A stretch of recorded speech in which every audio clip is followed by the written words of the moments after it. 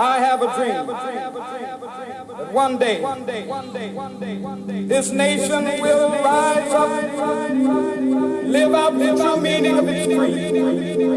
We hold these truths to be self-evident that all men are created equal. La France n'est pas schismatique, elle est révolutionnaire. Je vous ai compris.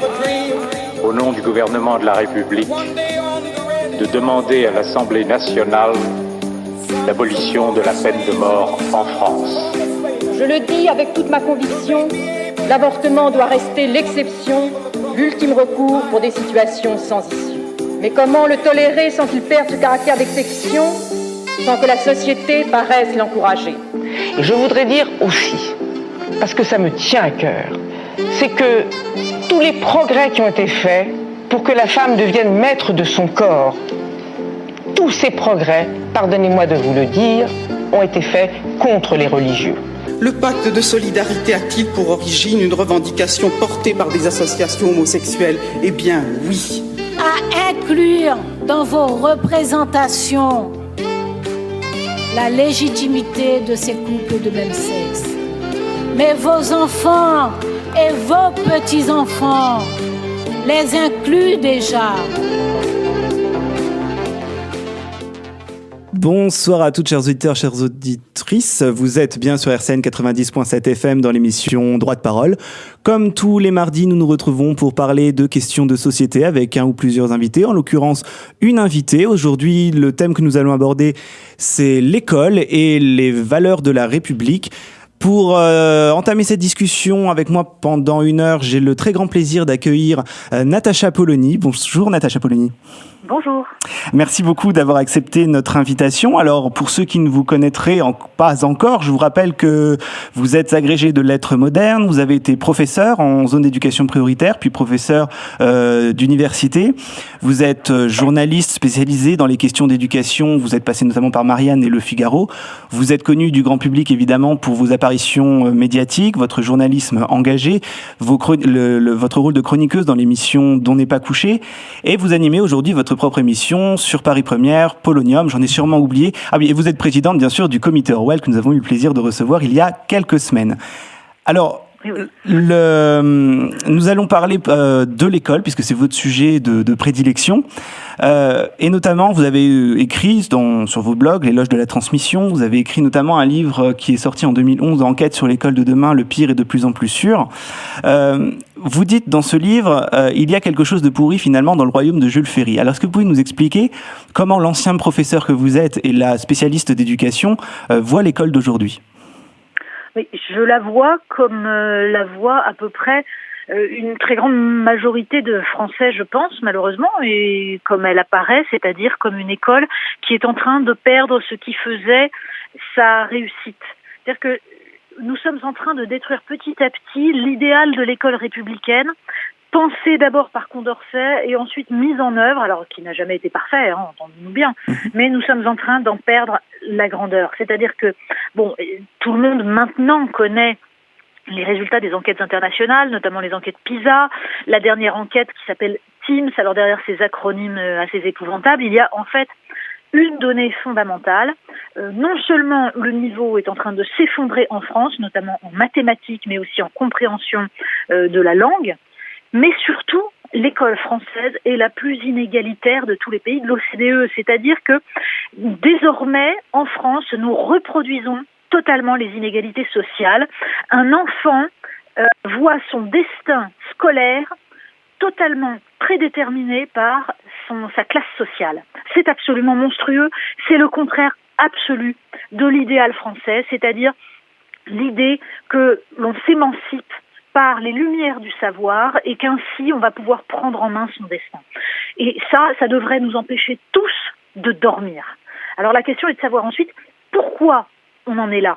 Qu'est-ce qui a fait que cette école a perdu ce qui faisait sa réussite ? Parce qu'on est bien d'accord que elle est devenue inégalitaire. Elle ne l'était pas. Et pourtant, dans sa structure jusqu'à la loi Haby, elle était tout de même inégalitaire dans le sens où elle classait en fonction de l'origine sociale.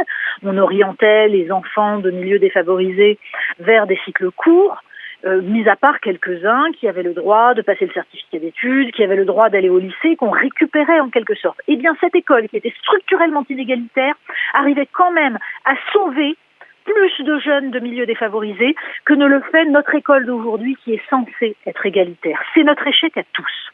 Donc c'est là-dessus qu'il faut s'interroger, sur les processus qui ont mené à cela. Alors, ça fait de nombreuses années maintenant que vous vous interrogez justement sur cette question-là. On va rentrer en élection présidentielle. Le sujet de l'éducation devrait normalement arriver dans le débat public. Vous faites partie de ceux qui ont justement mis cette question au centre du débat. Tout le monde y va toujours de bonnes intentions. Il faut lutter contre les inégalités scolaires. Il faut revenir aux fondamentaux. Et finalement, on a l'impression que rien ne change, comme s'il était très difficile finalement de réformer l'école. D'après vous déjà, quelles sont les causes justement de ce renoncement de l'école à émanciper justement ses élèves et à partir de quand le datez-vous ce déclin justement là de l'école? Alors, premier point, quand vous dites il semble très difficile de réformer l'école, justement non, c'est le problème inverse. C'est-à-dire que depuis 40 ans, l'école a subi des réformes permanentes qui nous ont fait descendre une nouvelle marche à chaque fois. C'est-à-dire que les professeurs ont accepté l'inacceptable, ils ont accepté petit à petit et pour les meilleures intentions du monde que soit détruit ce qui faisait le cœur de leur métier, ce qui faisait le sens de leur engagement. C'est pour ça qu'il y en a tellement aujourd'hui qui sont en souffrance, c'est qu'ils se battent seuls contre le système pour essayer de continuer à exercer leur métier. En fait, on peut analyser plus ou moins les différents processus qui se sont mis en œuvre. Le cœur du problème, c'est la question des méthodes d'apprentissage. Une question qui aujourd'hui est totalement laissée de côté. Si vous écoutez les candidats à la présidentielle, ils vont vous expliquer que tout ça est très très ringard, ces questions de méthode, on va arrêter. Ça fait des années qu'on en parle, donc n'en parlons plus. Alors que c'est pas parce que ça fait des années qu'on en parle que ça a été résolu, bien au contraire. Donc on nous explique qu'il faut arrêter de s'intéresser à ça et qu'il faut se concentrer sur les structures. C'est-à-dire d'un côté à gauche, l'idée que ça va se régler en recentrant sur le primaire. Alors, ce qui est vrai en soi, la question est de savoir comment on recentre sur le primaire. Et ensuite, donc, l'idée qu'il faut plus de maîtres que de classes, ça, c'est la panacée. Certes, c'est vrai. Cela dit, si ça consiste, par exemple, comme le propose Benoît Hamon, à baisser le nombre d'élèves par classe de 2 ou 3 élèves, c'est-à-dire à la marge, en fait, ça ne change strictement rien. Je veux dire, le nombre d'élèves par classe, il n'a une influence que si on le diminue par 2. Vous voyez, il faut un choc majeur, et pour ça, ça ne peut être fait évidemment que dans les établissements les plus en difficulté, etc. Bon. Et puis à droite, on nous explique que ça va se régler par l'autonomie des établissements scolaires, qui va redonner du dynamisme, qui va permettre aux chefs d'établissement de gérer ça comme une entreprise, en tout cas de recruter eux-mêmes leur personnel. Formidable. Là aussi, dans l'état actuel d'abord de la formation des chefs d'établissement, on peut craindre le pire, parce qu'ils ne sont absolument pas formés à comprendre ce qu'est une pédagogie intelligente. Ils sont sur les vieilles lunes, les tartes à la crème, c'est-à-dire que la bonne pédagogie, c'est des projets pédagogiques un peu fumeux, mais tellement sympathiques et qui font plaisir aux parents parce qu'on fait une belle expo après dans l'établissement et qu'on travaille en équipe et donc c'est merveilleux. C'est pas ça une bonne pédagogie. Donc, revenons à la question des méthodes. Il y a 40 ans, dans l'école française de mathématiques, permettait de produire des grands mathématiciens, c'est parce que on savait enseigner les mathématiques en utilisant les savoirs pédagogiques qui ont été accumulés depuis 2 siècles et qui permettent de comprendre comment un enfant petit à petit entre dans le raisonnement mathématique. C'est-à-dire d'abord l'apprentissage des 4 opérations fondamentales le plus tôt possible, parce qu'on ne comprend pas les nombres si on ne comprend pas d'emblée ce qu'est l'addition, ce qu'est la multiplication, la division. Et ensuite, la manipulation. Vous avez des pédagogues du début du 19e siècle qui théorisent le fait que c'est par la manipulation d'objets que les enfants vont comprendre petit à petit le principe des unités, des dizaines, les ordres de grandeur. C'est par la comparaison de mesures, comme en centimètres ou en poids, qu'ils vont petit à petit donner une image concrète à des calculs abstraits. Tout ça a été abandonné, notamment à partir de l'introduction des mathématiques modernes. Alors après, évidemment, les pédagogues d'aujourd'hui vous diront mais ça fait 40 ans qu'on a abandonné les mathématiques modernes. Ben oui, sauf qu'on n'a pas rétabli pour autant un bon enseignement des mathématiques et depuis on tâtonne. Alors ce qui est vrai en mathématiques est vrai en apprentissage de la lecture, est vrai en apprentissage de la grammaire. On l'a vu récemment avec le débat sur le prédicat. Là aussi, on voit des politiciens nous expliquer que tout ça est tellement ridicule, on ne va pas s'en plafonner pour le prédicat. Vincent Peillon, ancien ministre de l'Éducation nationale, trouve que ça n'est pas de son niveau. Mais pardon, derrière cette question du prédicat, c'est-à-dire en fait un nouveau terme introduit dans les programmes de grammaire censé simplifier les choses, derrière ça, il y a l'abandon total de l'analyse grammaticale claire et simple qui permet aux enfants de se repérer dans une phrase. Or, si vous ne leur permettez pas, si vous ne leur donnez pas les outils pour construire une véritable structuration de la langue, ils n'acquièrent jamais ensuite ce qui va leur permettre d'accéder à la complexité. C'est-à-dire que c'est à partir de l'analyse de la phrase simple, donc sujet, verbe, complément d'objet direct, complément d'objet indirect, les différents compléments circonstanciels de temps, de lieu. Une fois qu'on a fait ça, on peut aller vers les choses plus complexes, c'est-à-dire les subordonner, et donc on arrive à la différence entre cause et conséquence, le but, la concession. Tout ça a été abandonné parce qu'on est rentré dans des notions totalement floues et parce qu'il n'y a aucune rigueur dans l'enseignement de la grammaire. Moralité, on se retrouve, et je l'ai vu avec mes étudiants, on se retrouve avec des jeunes gens qui sont incapables de distinguer la cause et la conséquence, qui sont incapables de distinguer ce que c'est qu'une concession. Donc ce sont les nuances de pensée qui sont attaquées. C'est tout ça qu'il va falloir reconstruire. Ça prend du temps parce que les jeunes professeurs aujourd'hui sont les produits de ce système-là. Donc si on ne s'y attaque pas, si on ne s'interroge pas sur ces sujets qui ont l'air soit techniques, soit triviaux et anecdotiques, on ne résoudra pas les problèmes. Alors après, on peut parler des budgets, on peut parler de la question de l'éventuelle autonomie ou quoi, je veux bien. Mais c'est pas le fond du problème. Le fond du problème, c'est comment on apprend à lire, à écrire, à compter à des enfants, comment on exerce leur mémoire, comment on entretient leur appétit de savoir, en arrêtant de prétendre qu'il faut absolument qu'ils cessent de s'ennuyer à l'école et que donc il faut les motiver en les racolant avec ce qu'on croit devoir les intéresser. Tout ça est aberrant. Alors, c'est vrai qu'il y a un très gros problème sur la méthode. Il y a aussi une réalité, pour travailler en milieu scolaire, je le vois avec les collègues professeurs, etc. Il y a un sentiment d'abandon de la part des professeurs. Et pourtant, on a eu des professeurs qui ont alerté les pouvoirs publics. On se souvient du livre sur les territoires perdus de la République. On a eu un certain nombre de professeurs qui ont été dans les médias pour raconter ce qu'était la réalité d'une classe. Comment ça se fait qu'il n'y a pas de réaction du pouvoir politique aujourd'hui pour remettre en place l'école dans son sens premier, qui est d'émanciper, de permettre par le savoir d'émanciper les élèves et non pas d'introduire cette espèce d'utilitarisme à l'école, comme si le seul et finalité de l'école était l'insertion professionnelle. Mais disons que le but premier de l'école telle qu'elle a été pensée à la suite de toute la philosophie humaniste et de la philosophie des Lumières, c'est d'émanciper par le savoir, donc de lutter contre l'obscurantisme qui entrave les individus. L'idéal de l'instruction publique tel que cet idéal est développé dans les textes de Condorcet, c'est de dire que la puissance publique doit l'instruction au peuple, parce que sans instruction, la démocratie est la tyrannie des imbéciles. Et donc, pour qu'il y ait souveraineté du peuple et souveraineté de la nation, il faut la souveraineté des individus, qu'ils puissent ne pas dépendre d'autrui dans leur choix. Or, ça nécessite un savoir rigoureux et transmis de façon construite. À partir du moment où on a abandonné cela, au profit de deux choses, le rêve d'effacer les inégalités de conditions et ensuite le rêve d'épanouir chaque individu en lui parlant de son bien-être, de son nombril, etc. À partir du moment où on a fait ces deux choses-là, on s'est interdit de lutter contre l'obscurantisme. Et aujourd'hui, il ressurgit dans les classes. Et c'est ce que montrait le livre « Les territoires perdus de la République ».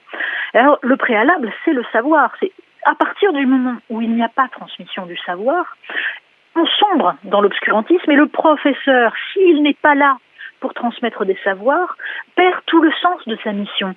Donc, c'est l'institution elle-même qui lui coupe les ailes, qui lui interdit d'agir comme il doit le faire.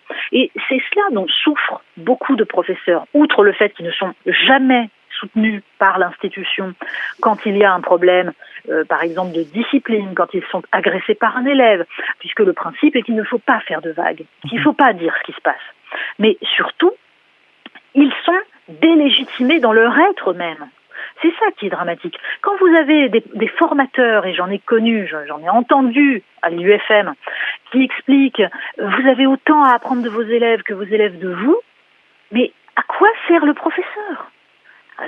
On est dans une espèce de psychologisation gentillette, là aussi pour les meilleures intentions du monde, pour que le gentil professeur puisse s'ouvrir à la merveille de ce que sont les élèves. Mais le professeur n'est pas là pour ça, il est là pour transmettre un savoir.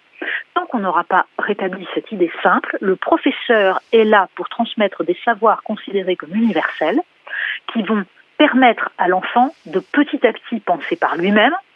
Tant qu'on n'aura pas rétabli ça, on ne pourra pas répondre à l'enjeu de toutes ces pressions intellectuelles, idéologiques qui s'exercent sur le cerveau des enfants. Parce qu'aujourd'hui, c'est ça qu'on voit, c'est-à-dire ce sont des communautés, des intérêts privés, des traditions familiales qui petit à petit se réapproprient les enfants, les enferment dans une identité supposée. Or, l'école est justement là pour empêcher cela. L'école est là pour, petit à petit, donner les moyens de la liberté. Sauf que là aussi, pour de bonnes intentions, on a confondu exercer la liberté et construire les outils de la liberté. L'école est là pour construire les outils de la liberté. Mais si on se reporte à la loi d'orientation sur l'école de 1989, truffée de bonnes intentions, celle qui met l'élève au centre du système. Article 10 de cette loi, on garantit la liberté d'expression au sein des classes. Et ça veut dire quoi, la liberté d'expression ? En quoi un enfant qui est là pour apprendre, pour construire petit à petit son savoir, ce savoir qui va lui permettre d'exercer sa pensée et donc de se construire une opinion, en quoi cet enfant-là doit d'abord avoir la liberté de s'exprimer. Il n'est pas là pour ça. Il est là pour petit à petit pouvoir un jour s'exprimer de façon intelligente, structurée et libre. Vous voyez, or, en donnant la liberté d'expression, en s'imaginant qu'une classe pouvait être le lieu d'exercice de la démocratie, eh bien, on a détruit ce qui faisait la relation de transmission. Et ce n'est pas un hasard si c'est cet article 10 de la loi d'orientation sur l'école de 1989 qui est servi de base au Conseil d'État pour accepter le voile à l'école lors des premières contestations, lors des premiers épisodes. C'est-à-dire que le Conseil d'État a décidé qu'au nom de la liberté d'expression, si le signe religieux n'était pas ostentatoire, eh bien, il pouvait être acceptable. Vous voyez, donc tout est lié. C'est-à-dire que la question de la place du professeur, de la place de la transmission, du savoir, et les questions d'obscurantisme et les questions d'autorité du professeur, tout cela fonctionne ensemble. Alors justement, vous parliez de la place du professeur. C'est une question très intéressante parce que pour permettre justement la transmission à la classe, il faudrait aussi que le professeur soit remis dans son rôle de sachant qui dispense un savoir. Mais on observe comme un double mouvement. Déjà, est-ce que les professeurs aujourd'hui ont conscience de leur rôle de transmission et de vecteur, en tout cas des valeurs républicaine,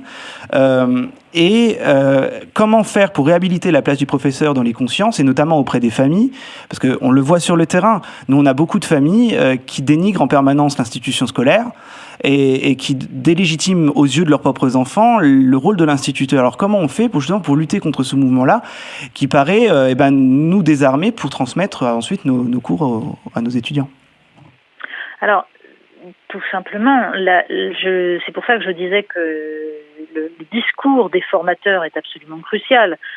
Je citais cette formatrice qui disait « mais vous avez autant à apprendre de vos élèves que vos élèves de vous ». Ce genre de discours détruit chez les jeunes professeurs la capacité à penser leur métier. Mais surtout, vous avez raison de dire que le rôle du professeur dans les familles n'est plus assuré. Mais c'est l'institution elle-même qui a scié la branche sur laquelle elle était assise. Bien sûr qu'il y a un développement de l'individualisme qui fait que la plupart des parents se considèrent comme se comportent comme des consommateurs, estimant qu'on doit leur rendre un service. Mais qui a accepté qu'on parle de service public de l'éducation? Moi, je me tue à dire depuis des années que l'école n'est pas un service public. C'est une institution de la République. C'est pas la même chose. Quand vous dites service public, vous entendez d'abord le mot service, qui peut d'ailleurs être libéralisé. Ça veut dire que la puissance publique fournit un service aux parents qui est de leur donner à leurs enfants l'éducation qui leur permettra ensuite de s'insérer dans la vie professionnelle, ou en tout cas qui répondra aux attentes des parents. Mais c'est pas ça le rôle de l'école. Le rôle de l'école est d'être un creuset de la nation. Bien sûr qu'il y a une dimension de service rendu aux familles, mais il y a aussi et surtout l'idée que c'est par l'école que petit à petit va se constituer la communauté nationale, parce que ces citoyens émancipés par le savoir, d'abord se sentiront français aussi parce que on leur aura enseigné l'histoire de France, les valeurs de la République, la littérature qui structure notre façon d'être français, mais ensuite parce que c'est à travers tout cela que la nation petit à petit va pouvoir exister en tant que telle. Donc c'est une institution de la République et les professeurs doivent se considérer comme des fonctionnaires de cette institution, des fonctionnaires de la République. Ils ont un rôle. Regardez le débat récent qui a agité les professeurs d'histoire. La question était de savoir si le rôle d'un professeur d'histoire est de faire aimer la France. Certains professeurs en pointe sur les questions de pédagogie moderne et toujours en train d'expliquer que il y a une horrible réaction qui guette l'école, comme d'ailleurs le reste de la France, ont expliqué que c'était une horreur d'imaginer que le rôle du professeur d'histoire puisse être de faire aimer la France. Pas du tout. Mais pardon, mais un professeur d'histoire n'est pas un universitaire, il n'est pas historien, il n'est pas chercheur. Il est fonctionnaire de la République française et son rôle est d'enseigner l'histoire pour que les futurs citoyens puissent comprendre le pays dans lequel ils sont et se sentir appartenir à la communauté nationale. Alors bien sûr, il ne s'agit pas de reproduire le vieux roman national de Michelet avec toutes les erreurs et tous les excès. Non. En revanche, construire un récit sur ce qu'est cette nation, comment elle s'est constituée, dans sa complexité, dans ses erreurs, dans ses errements, mais tout de même un récit sur cette nation, ça c'est le rôle des professeurs d'histoire. Or vous voyez que si on en est à avoir de tels débats aujourd'hui, après tout ce qui s'est passé, je veux dire les territoires perdus de la République, c'était il y a 15 ans, on en est encore là, et on ne voit pas bien, en étant encore là, comment on va pouvoir lutter contre les forces centrifuges qui sont en train d'attaquer non seulement l'école, mais la nation dans son ensemble. C'est-à-dire que là, on perd encore du temps, on perd encore du terrain. Et quand on a vu, après les attentats de Charlie Hebdo, de l'hypercachère, des professeurs s'interroger sur les plateaux de télé, j'ai le souvenir d'une jeune professeure très sympathique, en train d'expliquer, mais moi, si on me demande de parler de la laïcité à mes élèves, je ne sais pas ce que c'est la laïcité. Enfin, pardon, mais c'est son rôle. C'est son rôle de professeur d'incarner ce pilier de la République qu'est la laïcité, c'est-à-dire le principe qui permet d'organiser l'espace public. Si les professeurs ne sont pas capables de faire ça, mais ils ne servent à rien, parce que leur travail dépend de cet espace public neutre que constitue la laïcité et dans lequel ils peuvent intervenir pour délivrer des savoirs face à des élèves qui ne viendront pas avec leur identité en bandoulière. C'est à ça que ça sert, la laïcité. C'est à ce que les élèves n'arrivent pas en disant « je me fous de ce que vous essayez de m'enseigner, j'ai mes croyances ». Donc si les professeurs ne savent pas cela, ne savent pas pourquoi ils sont là, on ne peut pas réussir. Donc il faut reconstruire entièrement l'édifice, mais ça passe par la formation des professeurs. C'est là que ça pêche. Or, on voit que la reconstitution des IUFM à travers les écoles supérieures du professorat et de l'enseignement ne permettra pas de refonder une véritable formation. Il faut repenser absolument tout cela. Alors, ces questions, vous les posez dans l'enquête que vous avez menée sur l'école, Le pire est de plus en plus sûr. C'est un livre intéressant parce qu'il a été publié en 2011 et l'histoire, alors c'est de la prospective que vous nous faites, mais de la prospective qui tombe justement à notre époque actuelle, puisque vous parlez justement de ces présidentielles 2017 et de la question de l'école. Et vous envisagez une école du futur, donc c'est la rentrée 2020, donc demain, avec une école de plus en plus libéralisée où l'école publique a perdu de son hégémonie en matière d'enseignement et du creusement des inégalités. Est-ce que vous voyez aujourd'hui dans le discours, dans le débat public, émerger un pôle qui défendrait justement cette école publique ?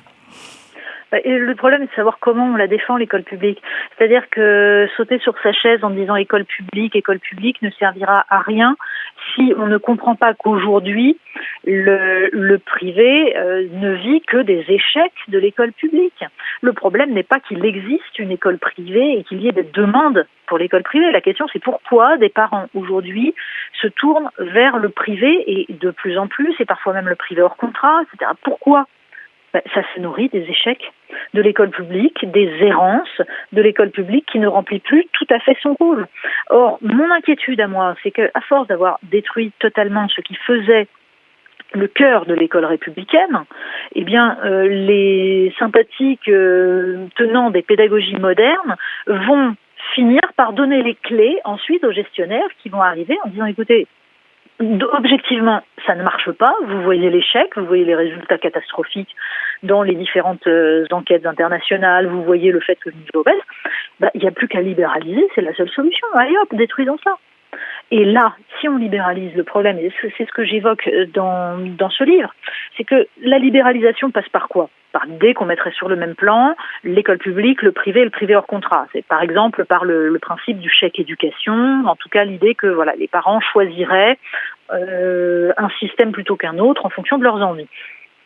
Mais ça, c'est justement la destruction du creuset national.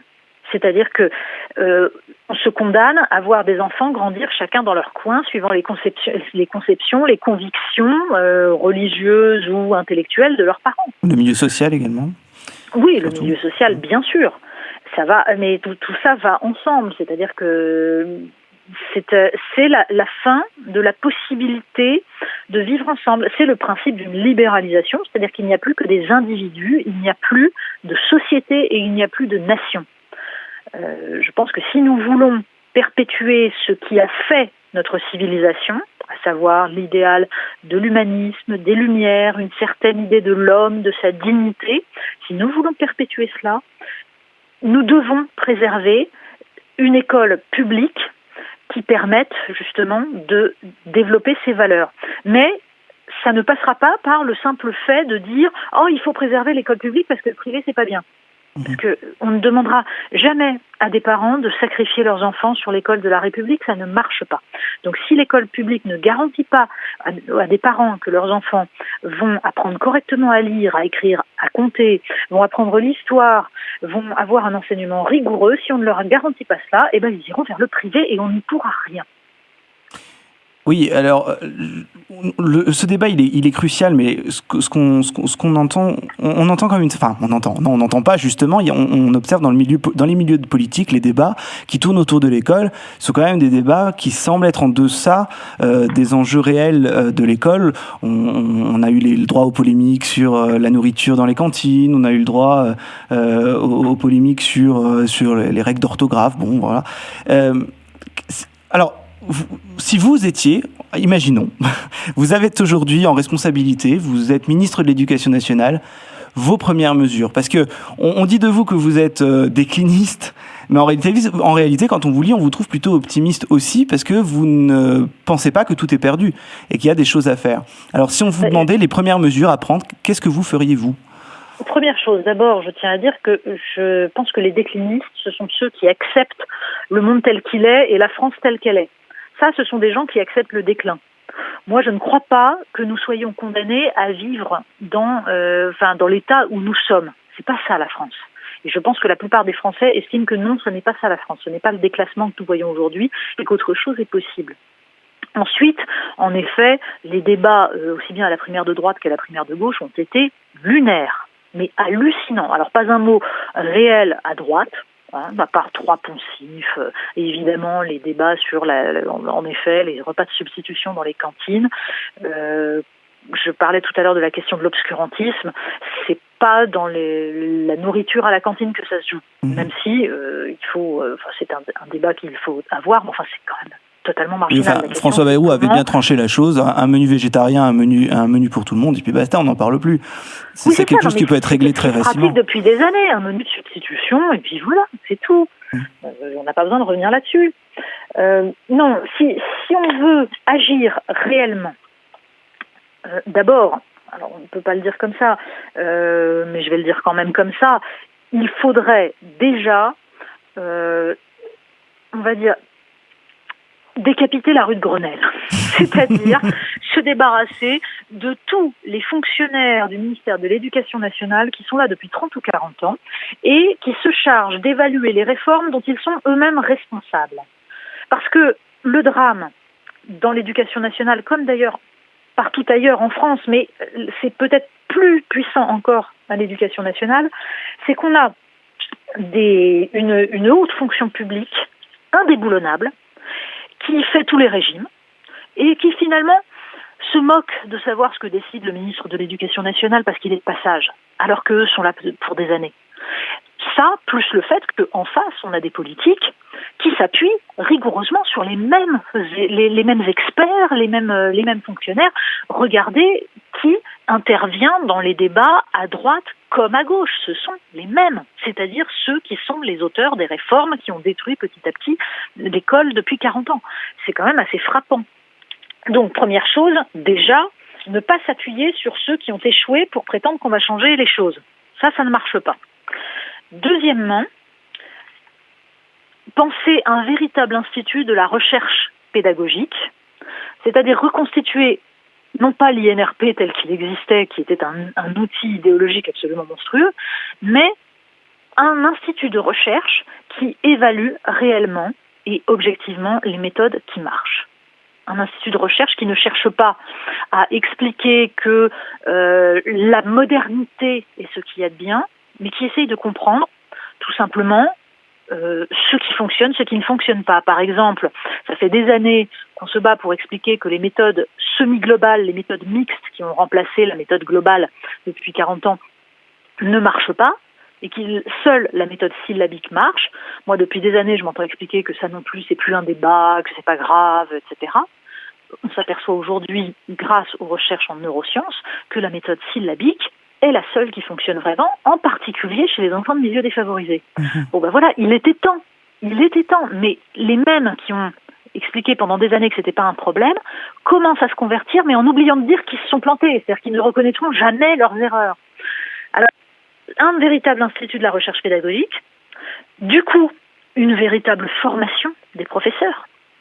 C'est-à-dire qu'il y a tout un travail là aussi pour reconstituer un savoir-faire, parce que l'enseignement, ce n'est pas du savoir abstrait. L'enseignement a été totalement phagocyté par les didacticiens depuis des années, c'est-à-dire des gens qui sont censés traduire les savoirs en méthodes d'apprentissage, sauf que ce sont des gens qui ont appliqué un peu partout une conception extrêmement pédante.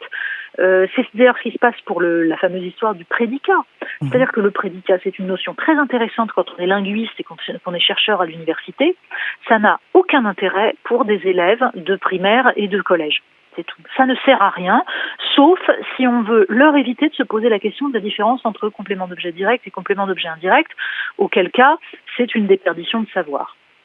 Donc, arrêter avec cette toute-puissance des didacticiens et revenir à un enseignement pratique de la part de gens qui ont l'expérience de ce que sont des enfants de primaire, donc reconstruire ce savoir-faire qui pouvait exister dans les écoles normales.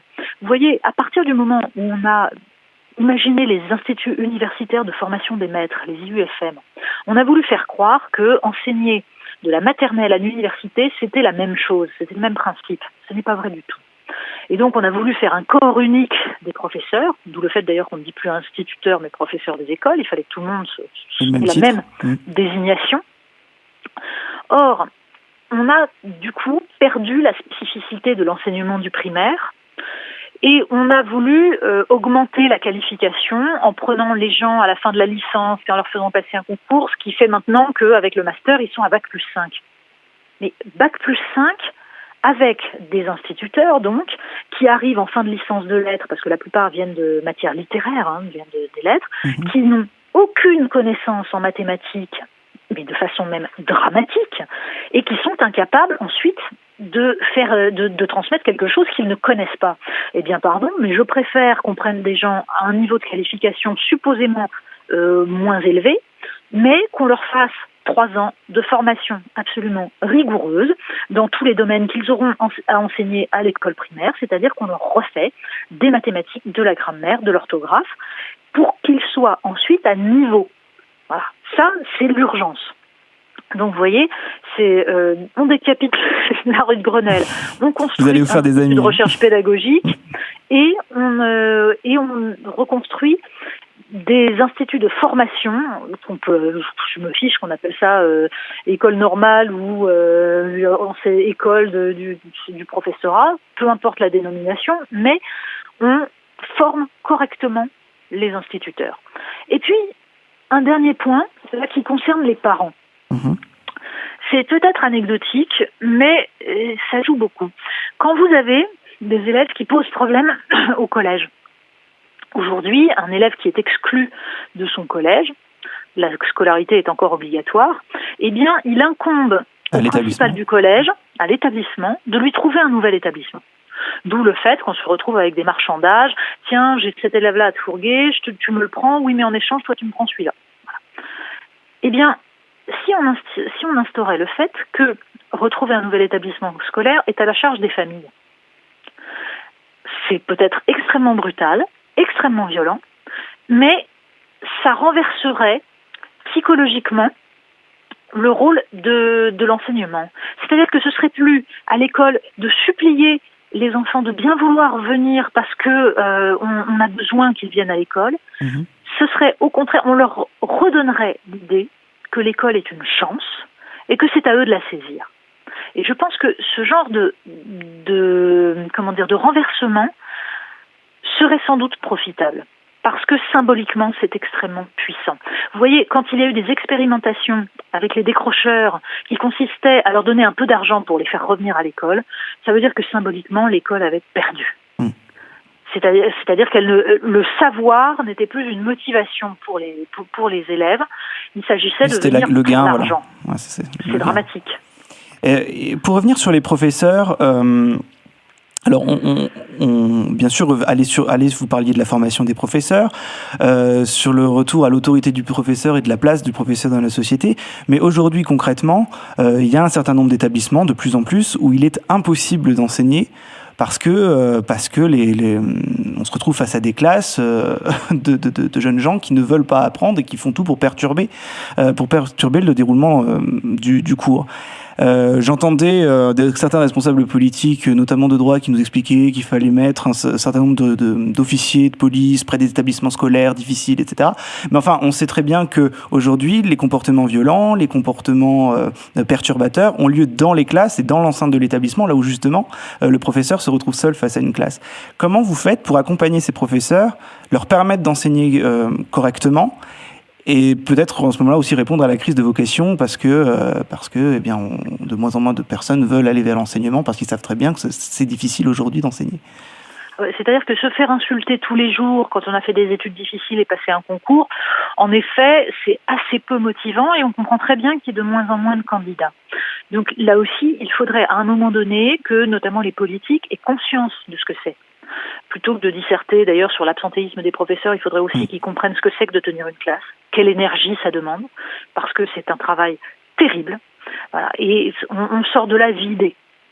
Mais ça, visiblement, il y a beaucoup de gens qui n'en ont pas conscience. Moi, quand j'entends des discours là-dessus, de la part de gens qui comprennent pas que un employé quelconque, il peut passer sa journée à dormir devant son ordinateur, à n'avoir aucune productivité, finalement, ça se verra pas forcément. Un professeur, quand il est là, il peut pas être là à moitié. il doit être là pleinement et c'est absolument usant. Donc, évidemment que ça, c'est un sujet crucial, ne serait-ce que parce qu'il y a en effet une crise des vocations.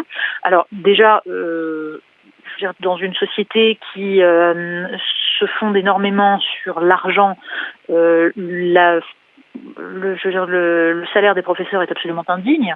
D'ailleurs, on voit très bien que les systèmes scolaires qui marchent sont ceux qui reconnaissent le statut et la valeur de leurs enseignants. C'est pas une question de pédagogie, puisque la Finlande est bien classée, même si elle est de moins en moins, mais les systèmes asiatiques sont les plus performants. Mais en tout cas, ils ont en commun, ces systèmes-là si différents, que de bien traiter leurs professeurs et de les payer mieux que nous ne le faisons. Ça, c'est un premier point. Mais ensuite, il y a la question de ce qui se passe dans la classe. Alors d'abord, c'est le rôle de l'institution aussi, que de soutenir les professeurs. Bien souvent, quand il y a un problème dans une classe, l'institution ne veut pas qu'il y ait de vagues et désavoue le professeur qui est un enquiquineur qui fait remonter les problèmes. Donc on étouffe et on s'excuse auprès du gentil élève et de sa famille en disant « mais non, ça ne se reproduira plus, calmons-nous mes amis ».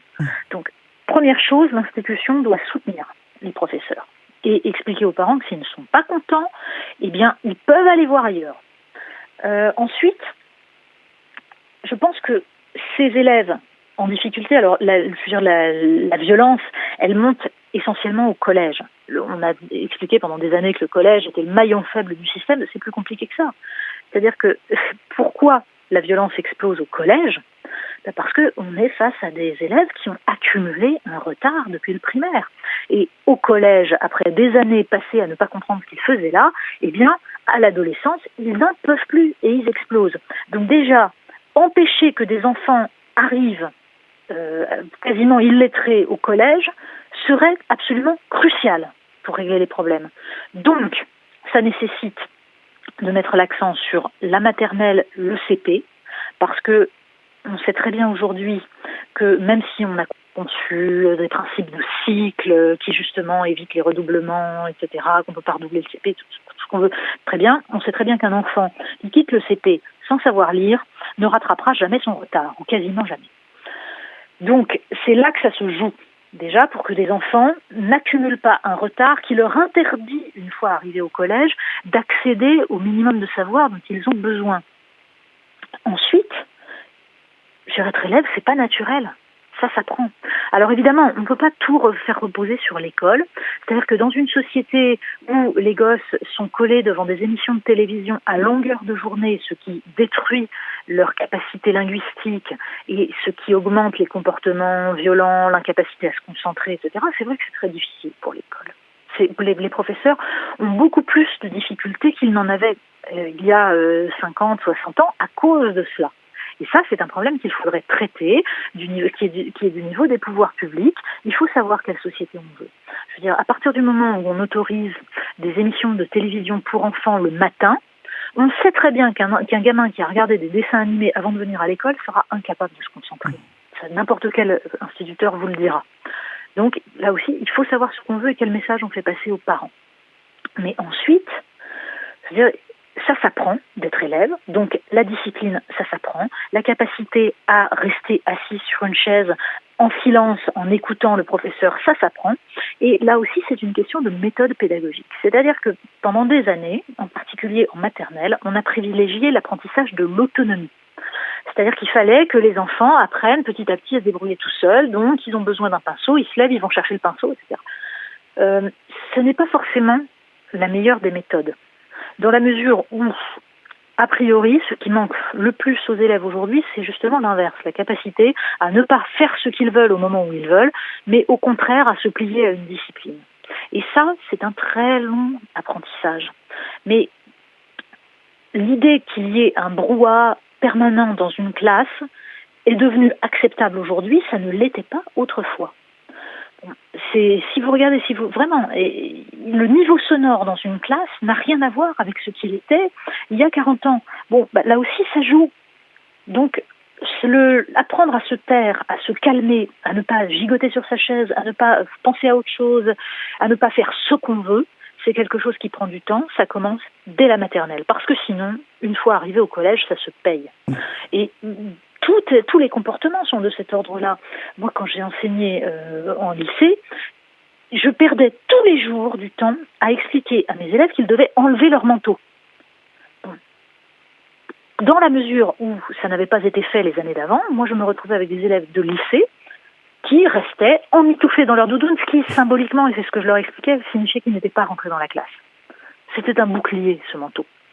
Je leur citais toujours l'anecdote du grand architecte Frank Lloyd Wright, qui, visitant le bâtiment conçu par un de ses concurrents, avait gardé son chapeau et son manteau. Et quand on lui avait dit « Mais pourquoi ne posez-vous pas votre manteau ?» il avait répondu « Je n'ai pas l'impression d'être entré quelque part. » Bon, eh bien, les élèves qui gardent leur manteau en classe ne sont pas rentrés en classe. Donc, il faudrait que tous les professeurs soient d'accord pour estimer ensemble qu'il y a un minimum de comportements qui ne doivent pas être tolérés de la part des élèves. Donc, il faut que les habitudes d'entrée en classe soient les mêmes partout et que tout le monde soit d'accord là-dessus. Il y a des choses qui ne sont pas tolérables parce qu'elles prouvent qu'un élève n'est pas dans sa position d'élève. Donc, c'est toute cette pédagogie-là qu'il faut repenser.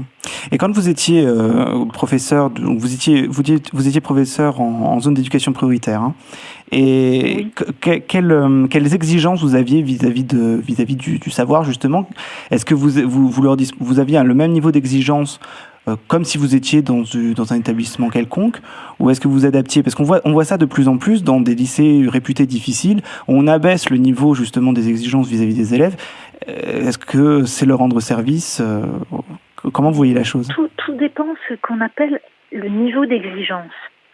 C'est-à-dire que ce que le professeur doit adapter, c'est sa pédagogie, c'est pas le niveau d'exigence. Donc, il doit enseigner les mêmes choses, mais évidemment qu'il faut comprendre comment fonctionnent les élèves qu'on a en face de soi. Un exemple, dans ma classe de seconde, je me souviens que j'étais jeune professeur stagiaire. Déjà, il fallait, donc au programme de seconde, il y a un roman du 19e siècle. On m'avait expliqué, t'as qu'à faire Germinal, c'est proche de leur réalité. Non, l'Assommoir, c'est proche de leur réalité. Donc voilà, ils habitent dans des bars HLM, dans des conditions difficiles, et on va leur parler alcoolisme et déterminisme social, c'est formidable. Bon, alors j'avais décidé plutôt de leur faire Les Travailleurs de la mer. Pourquoi ? Parce que c'est un roman que je trouve extraordinaire et que je pensais pouvoir leur faire passer cette passion. Je leur ai pas dit, bon, vous lisez Les Travailleurs de la mer et ensuite on fait le cours. Vous voyez ? Parce que sinon, je savais que je les perdais immédiatement. Donc, j'ai mis en place un programme, et Dieu sait que je tâtonnais, hein, j'étais jeune prof, je pense que je serais meilleure aujourd'hui. Mais j'avais essayé de mettre en place quelque chose où chaque semaine, ils avaient quelques pages à lire, et je vérifiais évidemment qu'ils avaient lu en les interrogeant, en étant évidemment extrêmement dur, c'est-à-dire que celui qui n'avait pas lu avait 0, et ensuite, à partir de là, je concevais des questionnaires, un travail sur la compréhension du texte, sur la compréhension de la langue de Victor Hugo, etc., au fur et à mesure. Et j'avais terminé les derniers cours, donc le dernier cours, en leur lisant directement en classe pendant 2 heures les 2 derniers chapitres. Et j'ai eu un silence extraordinaire pendant 2 heures. Ils ont écouté, ils étaient fascinés. Parce que justement, on avait construit la progression et qu'ils étaient rentrés dans le livre et que la fin, d'abord il y a tout le suspense construit par Victor Hugo et la fin du livre est fabuleuse. Et donc ça marche. Je vous dis pas que ça a marché pour tous, bien sûr que non. Et encore une fois, je suis sûre que je ferais beaucoup mieux aujourd'hui. Mais à la fin, silence de mort. Et puis ils ont trouvé ça magnifique. Voilà. Et ils ont aimé. Et j'en ai eu après qui m'ont remercié en me disant, alors évidemment, je les accrochais en leur disant, vous savez, c'est un roman qui est très difficile. Même dans les lycées parisiens, en général, on fait pas ça en seconde. Et du coup, ils étaient fiers.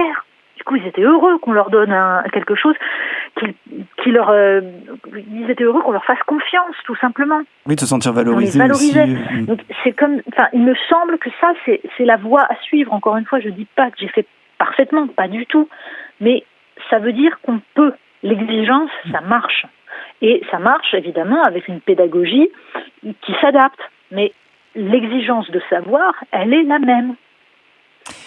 Et justement, sur ces questions d'éducation, Comment vous concevez aujourd'hui votre rôle à vous, le rôle d'autres intellectuels? Parce qu'on a là cette impression-là qu'aujourd'hui, le véritable débat politique sur ces questions d'éducation, mais on pourrait multiplier sur d'autres sujets tout aussi importants, sont portés par les intellectuels comme vous, par les journalistes et les écrivains ou les essayistes comme vous, mais que le politique s'en dégage complètement. Est-ce que vous y voyez, comment vous voyez justement votre place de vous affirmez votre journalisme engagé? Est-ce que comment vous voyez votre place dans la société aujourd'hui?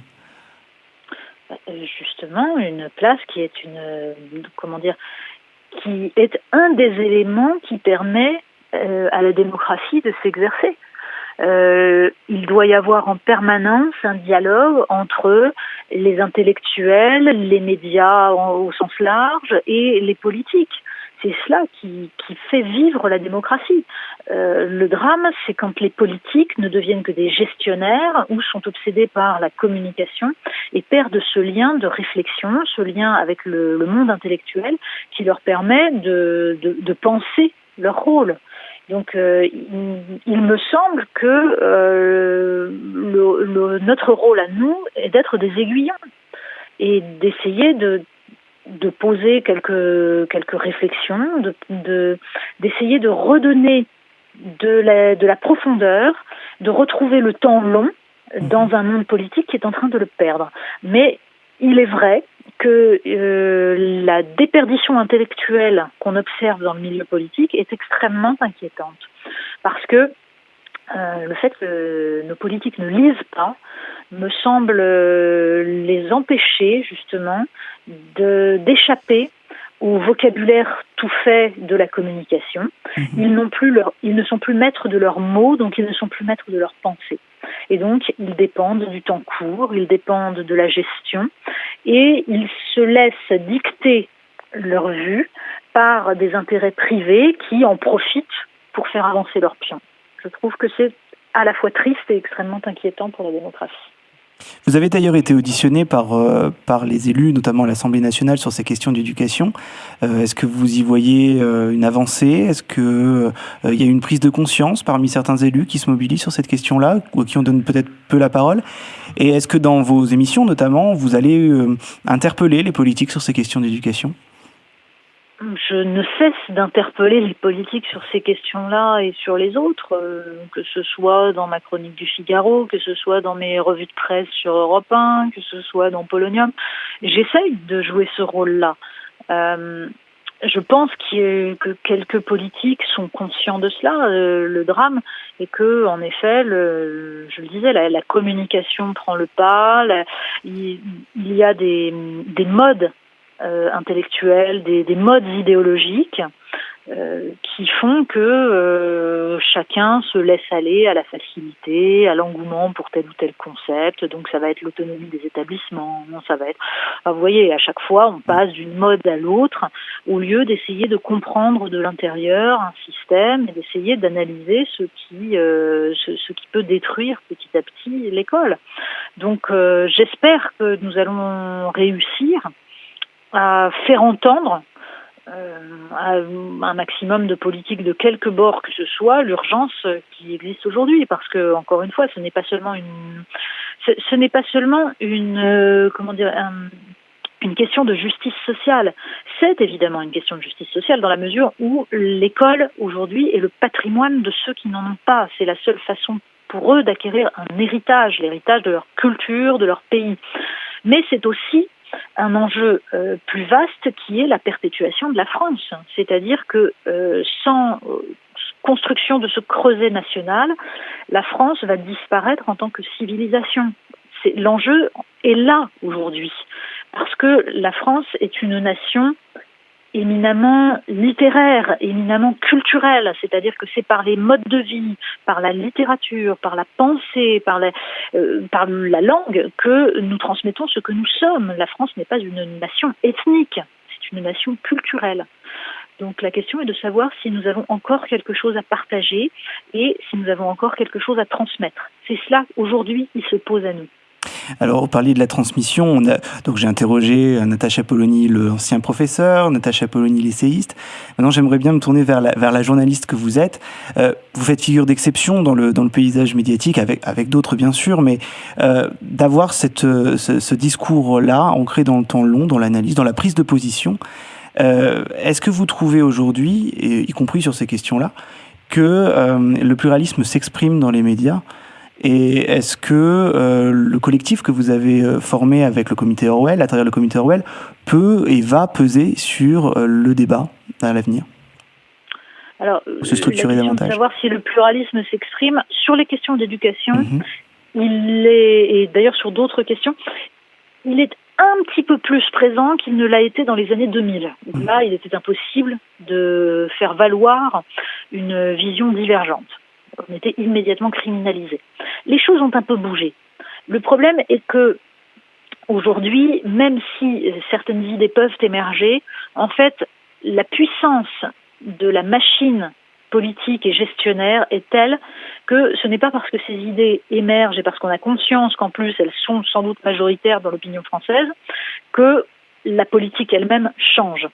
Donc, notre rôle de journaliste, c'est d'essayer en permanence de dire les choses, de nommer le réel. C'est-à-dire que, malheureusement, les journalistes sont également prisonniers du temps court, pour des raisons économiques, parce qu'on leur demande de plus en plus d'aller vite et de produire, parce qu'il y a une concentration dans les médias, parce qu'il y a là aussi une crise économique qui touche l'ensemble de la France, mais qui touche aussi les médias, et donc une nécessité de répondre à une demande plus grande, plus rapide, une pression exercée sur les salariés. Et puis, il y a une sorte de conformisme qui fait que beaucoup de journalistes vont avoir tendance à tout simplement à suivre les idées dominantes et à manquer de ce recul qui permet à un moment de s'extraire du discours ambiant. Donc la seule façon de lutter contre cela, c'est d'abord tout simplement de valoriser un journalisme du temps long, des idées, de la culture, un journalisme qui ne soit pas dans la répétition de mots tout faits, de phrases toutes faites. Moi, ce qui me frappe surtout, c'est à quel point je vois beaucoup de journalistes qui emploient les mots qu'ils ont entendus sans comprendre que ces mots sont porteurs d'une idéologie. Et que donc il faut déconstruire ce langage-là et être maître de son propre langage parce que c'est une vision du monde qui s'exprime. Donc c'est ça que je voudrais mettre en avant. Et le comité Orwell déconstruira ce discours, aura ce rôle-là, se structurera oui, bien pour sûr, aller... Mais le comité Orwell le fait. Par exemple, nous avons écrit un livre collectif qui décrypte tous ces phénomènes-là. Il y a un chapitre sur l'éducation qui d'ailleurs réinscrit ces problématiques-là dans des problématiques économiques plus vastes. Donc bien sûr que nous employons à jouer ce rôle. Eh bien, très bien. On peut vous souhaiter en tout cas le meilleur. L'émission va toucher à sa fin. J'aurai encore évidemment des milliers de questions à vous poser, mais on est toujours trop court. En tout cas, ce que je peux conseiller, c'est évidemment nos auditeurs à aller lire vos livres. Le pire est de plus en plus sûr. Enquête sur l'école de demain, c'était aux éditions 1001 nuits.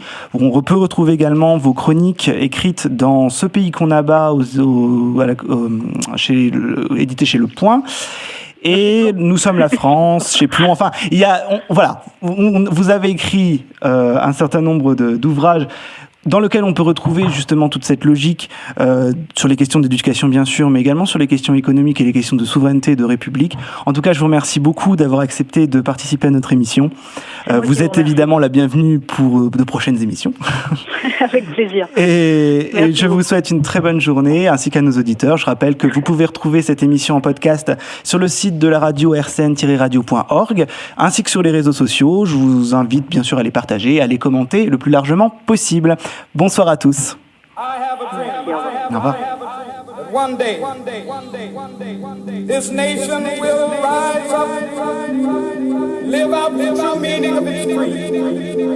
We hold these truths to be self-evident that all men are created equal.